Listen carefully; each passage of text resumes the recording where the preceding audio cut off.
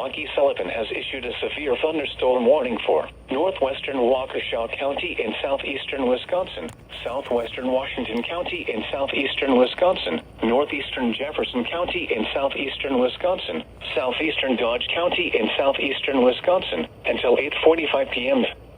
At 8:04 p.m., severe thunderstorms were located along a line extending from just south of Hartford to near Oconomowoc, moving southeast at 25 miles an hour.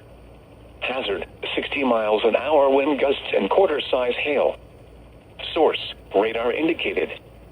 Impact, hail damage to vehicles is expected. Expect wind damage to roofs, siding, and trees.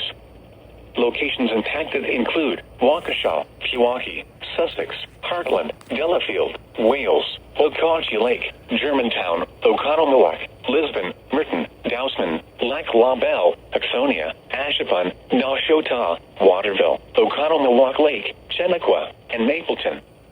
Other landmarks included are the following location: Pewaukee Lake. For your protection, move to an interior room on the lowest floor of a building.